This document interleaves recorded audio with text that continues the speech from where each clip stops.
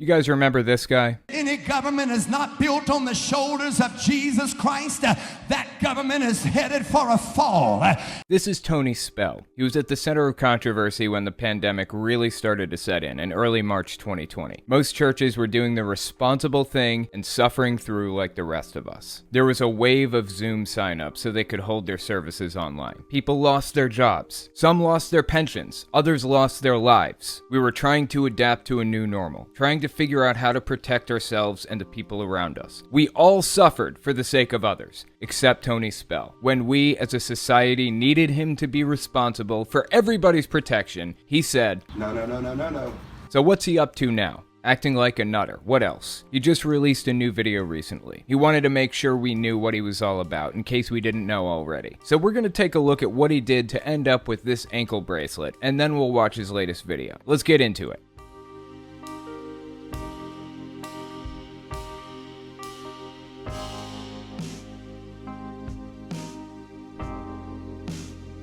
So who is this guy exactly? What did he do to earn this fine piece of jewelry? His name is Tony Spell, and he's a pastor of a megachurch named Life Tabernacle Church in Louisiana. His grandfather started the church in 1959. He's an old-school Pentecostal fire and brimstone preacher. Not to go off on a tangent here, but it seems to me that there's a verse in the Bible to back up any position you have. You want to love your neighbor as yourself? There's a verse for that. You want to hate people for some unchangeable intrinsic attribute about them? There's a verse for that too. Are you supposed to get tattoos or not? Are you supposed to cut your hair as a man or not? These are only the most basic contradictions you find in the Bible. There are tens of thousands of them, because the Bible isn't really one book with one author. It's a collection of 66 books, if you aren't counting the ones that were cut out for political reasons, written by dozens, if not hundreds of people over the course of 6,000 years. It was copied and recopied and modified along the way. Of course, the ideological opinions of the writers were inserted from time to time. If they contradict the ideological opinions of the writers that came before you, fuck it, who cares? More often than not, the writers didn't even have access to the previous writings anyways, so they'd have no way of knowing if what they were writing contradicted the other guys. Unfortunately for them, it left us with something that's so completely ridiculous and non-credible as a source, I sit here in awe that people still buy it. But I digress. Here's the point. In my opinion, the preacher's interpretation of the Bible shows me more about who they are as a person than what the Bible was trying to communicate. It's a big jumbled mess of myths and stories and contradictory commandments. What makes the fire and brimstone preacher more correct than the peace and love preacher? Nothing. They're both equally as wrong. So to me, the fact that Tony Spell is a fire and brimstone type of preacher tells me all I need to know about his personality. When the pandemic hit in full force and we were all suffering, avoiding our friends and family, watching the days turn into weeks and then months, what was he doing? He was getting himself in hot water with the law. States started locking down, asking people to stay inside and pushing out stimulus checks and enhanced unemployment benefits to keep the economy alive. And not only did Tony Spell refuse to stop meeting,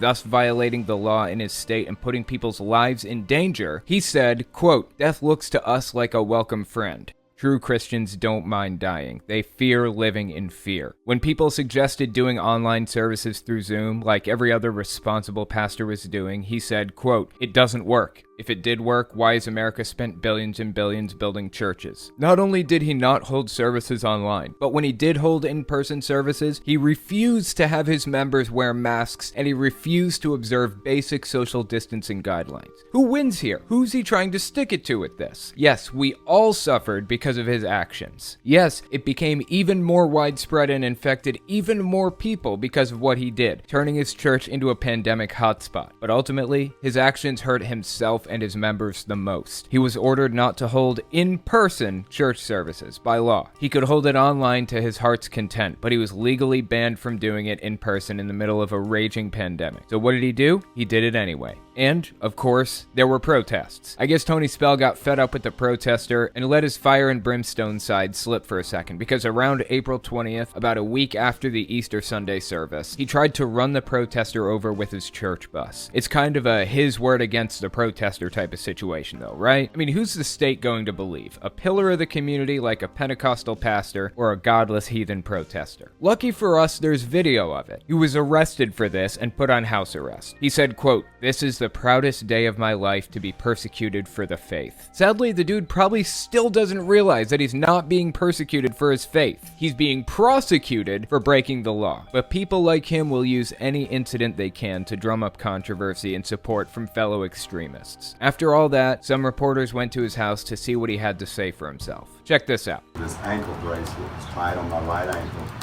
and it just basically was wearing through my left heel and my right heel. And you have to keep it on like a charger?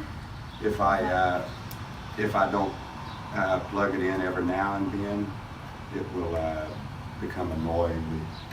I've actually been involved in the criminal justice side of things before, so I know how this works. You do have to plug them in sometimes. It depends on the type of ankle monitor you have. Most people plug them in at night while they sleep, and they don't have to worry about it for the rest of the day. But he knew he had this interview scheduled, so it seems pretty obvious to me that he decided to plug it in right at the moment for show. Let's keep listening. With tithing and offering, you mention a lot that your community, your congregants are Correct. Mostly low income. Correct.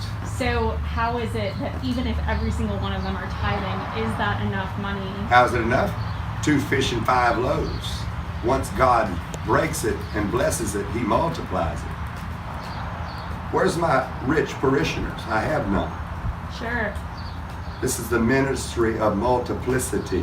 Okay, that's not how math works. I know he wants to tie it all back into Jesus somehow, but that's nonsensical. You aren't receiving money from parishioners and then miraculously multiplying it like it's loaves and fishes. The money is coming from somewhere. I guess that's his defense mechanism. When somebody asks him something he doesn't want to answer, he just makes something up. How can the federal government tell me that I can't have church? You don't own me. You have no say in this church at all. There's a difference in church and state. Separation. That was settled in 1776.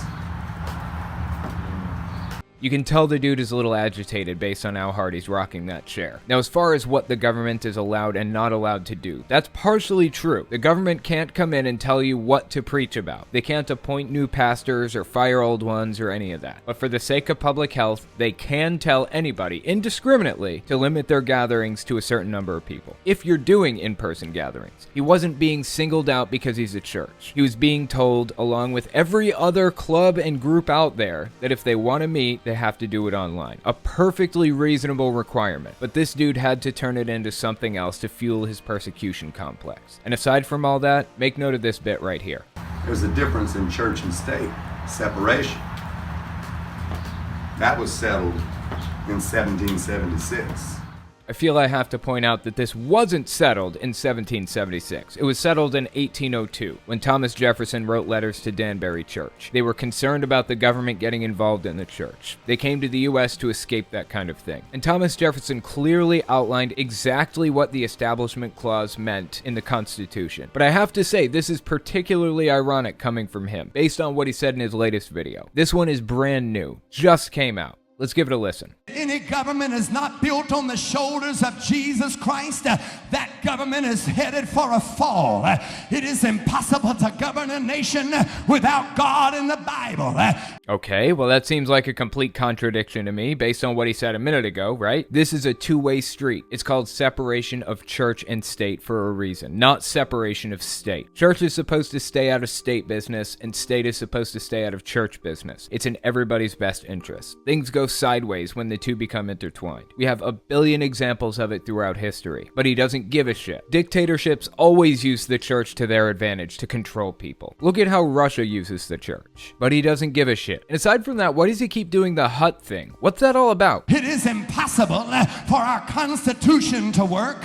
When I was a young Jehovah's Witness, my sister-in-law's grandmother died, and she was a Pentecostal. We went to her funeral, which was a big no-no for Jehovah's Witnesses. We all could have been disfellowshipped for it. It's considered false worship. Anyways, that was the first time I ever set foot in another church, and that's what the preacher was doing. He was talking like Tony Spell. I know it's a Pentecostal thing, but it's fucking strange. Let's keep listening. It is impossible for our Constitution to work. I'm having a hard time getting past the huts. Anyways, I find it kind of strange to claim that it's impossible for a constitution to work if you aren't religious. I can name a ton of countries that are far less religious than the US, and they seem to be a lot more functional. Yes, the US is powerful, thanks in part part to the fact that we were leaders in the tech boom. A lot of major social media and advertising companies are originally from the US. That means the US is bringing money in from other countries through advertising, which, by the way, is what makes the world go round, in case you hadn't noticed. The fact that the US is very wealthy and considered a world power has nothing to do with the fact that it's full of Christian extremism. In fact, Christian extremism is a detriment to the US, if anything. Let's continue. In a nation that is not holy and righteously consecrated unto God. Our Constitution was created for a moral and a religious people.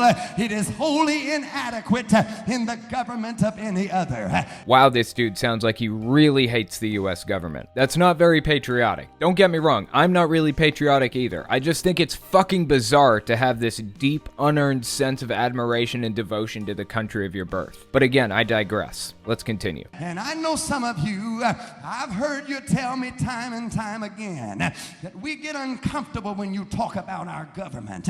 We get afraid when you call out our government. Well, don't you worry, I hadn't got started real good as of yet. I just want you to know tonight that we have a wicked government that is ruling our world today. What was all that earlier about separation of church and state? There's a difference in church and state. Separation. That was settled in 1776. Suddenly, when it's inconvenient, you forget there's supposed to be a separation. And I just want to serve notice to you, 3 Republican judges, Mitch Terrio, Elizabeth Wolfe, and Chris Hester, that you are a godless judge. You have no right to sit on the seat in the United States of America and rule against Christians in America and tell us that we don't have a free exercise of religion. Not only are you against God, but God is against you, because when you come against God's people, you come against God himself. Now, about what he said specifically, he called out 3 Republican judges from Louisiana. They were the judges who ruled against him when he was trying to get everybody sick by refusing to lock down like a responsible person. And I guess he had a message for them. Not only are you against God, but God is against you, because when you come against God's people, you come against God himself. I love it how preachers like this always believe that God feels the exact same way they do. It goes back to what I was saying earlier about how pastors' interpretations of the Bible are really reflections of their own personalities. If you believe God is a fire and brimstone kind of guy, then it probably means you were a fire and brimstone kind of guy from the start. Somehow, God always wants the same thing as these pastors. There's a judge he doesn't like? Well, guess what? God doesn't like him either. I bet God told Tony Spell personally, right? There is a cancer growing in our society. Church and state melding together. This is how democracies fall, and we're watching it happen in front of our eyes. Anyways, that's all I've got for you. If you like what I do and you want to see me continue to do it, you can support me in a few ways. First, there's Patreon. That's probably the best way. But if you want to get something back for your support, you can check out my Teespring or my Etsy shop. I sell all kinds of cool stuff on Etsy, including game and controller stands for every system, from the Atari to the Nintendo Switch. So give it a look. You might find something you like. Links are in the description as always. Okay? Thanks for watching, guys.